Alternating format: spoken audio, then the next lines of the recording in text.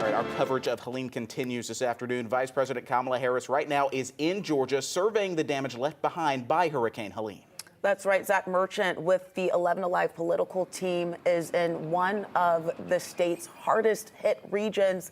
Zach, we know the folks down there in Augusta really trying to come out of everything that we saw last week. What are you seeing down there on the ground? Well, Faith, you're right, and it's been a long process. We're in the Foxhall neighborhood here in Augusta, and you've got to remember, this is kind of one of those times where time compresses a little bit, but it has been now almost 1 full week since Hurricane Helene slammed into Florida and carved its path through our state. And you take a look around me, around the Foxhall neighborhood here in Augusta right now, and it is clear this is a city that is still very much in the throes of recovery, of cleaning up from this storm. And this is a city where, as you mentioned, Vice President and Democratic presidential candidate Kamala Harris is visiting today. And we should mention she's not the only politician to visit Georgia in recent days. Just a few days ago on Monday, former President Donald Trump was in South Georgia visiting hard-hit Valdosta. We should also mention President Joe Biden, who is scheduled to visit tomorrow. He approved a major disaster declaration for 41 Georgia counties. That opens up the process for impacted residents to apply for FEMA assistance, according to a White House official. Walter Lancaster, he lives here in the Foxhall neighborhood in Augusta. We spoke with him a little bit ago. He said he was lucky his house, relative to his neighbors, was fairly unscathed. We asked him what he thought about Vice President Harris and the other politicians visiting the state. I'm glad she did. I think that's the proper thing to do. Of course, she's not my particular taste for a candidate, but I'm glad she did. And I think they all should. And I hope they do more than just come look, all of them. I hope they do something that gets results quicker. And you heard from Walter Lancaster there. His experience is really indicative of so many folks' experiences in this storm. He has no power. Power outages have been a major issue here in the Augusta area. In the counties surrounding Augusta, Georgia Power, at last check, still has about 100,000 customers without power. And we're going to go right now live to Vice President Kamala Harris's remarks. First and foremost, thank the federal, state, and local leaders. Mayor, I want to thank you for your leadership in particular on the ground.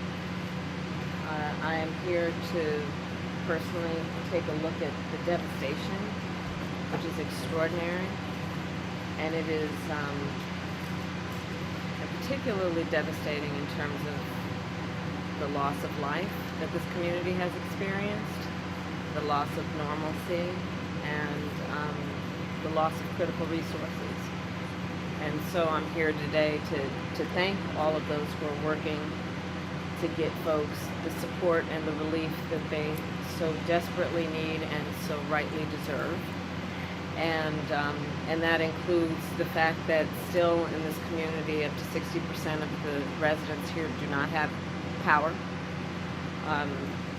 Many have been without running water for at least a couple of days now. Many have water but no hot water. I was just talking with one of the members of the community and her daughter who lost her husband. And there is real pain and trauma that has resulted because of this hurricane and what has happened in terms of the aftermath of it. I do want to acknowledge and thank the first responders who have been extraordinary. Having met with them, they are the kind of folks that are the heroes in moments of crisis, who do extraordinary work that is about lifting up other people. As it relates in particular to the leaders who are here and doing that work, including the first responders, most of them, as it relates to the local folks, are folks who have personally and their families have personally experienced loss and devastation, and yet they leave their home, leave their family to go to centers like where I was earlier to do the work of helping perfect strangers. And it really does highlight the nobility of the kind of work that these public servants have dedicated themselves to, which can be in moments of crisis like this so selfless in the way that they do that work. The President and I have been paying close attention from the beginning to what we need to do to make sure the federal resources hit the ground as quickly as possible. And that includes what was necessary to make sure that we provided direct federal assistance, and that work has been happening. I want to thank the governor for his leadership and his close coordination with the federal government, with our administration, and I want to thank the local leaders for together creating a task force-like response, knowing that we are at our best when we work together and coordinate resources, coordinate our communications to the maximum effect for the community that has been impacted. And the federal relief and assistance that we have been providing has included FEMA providing $750 for folks who need immediate needs being met, such as food, baby formula, and the like. And you can apply now for anyone who's watching this who has been affected. There are FEMA personnel who are going door to door to interact personally with folks, especially those who do not have electricity. But also that aid, if you have electricity, can be applied for online, and I encourage people to do that. FEMA will just basically verify your address, and then the process should take hold. FEMA is also providing tens of thousands more dollars for folks to help them be able to deal with home repair, to be able to cover a deductible when and if they have insurance, and also hotel costs. Today I'm also announcing that the President has approved the governor's request for 100% federal reimbursement of local costs. And Mayor, as you have pointed out, the burden to local governments, including the state government, is pretty immense. And so by announcing today and making the dedicated resources to cover 100% of local costs, will have a huge impact on our ability to get relief to people as quickly as possible. And that will include, for example, what the federal government will do to reimburse local and state governments around issues like debris removal, which you can see just up and down this street, much less in other areas of the state and in the region. This is a big issue.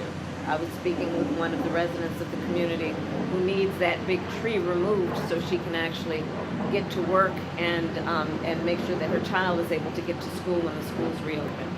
So this is a very big part of the recovery process. That money of the federal reimbursement will also help with emergency services that are now being provided by the state, so that they can be reimbursed and then have the resources to keep providing those emergency services. Also, we will be covering the local government costs for food, water, and shelter. Again, resources that are desperately needed by the members of this community.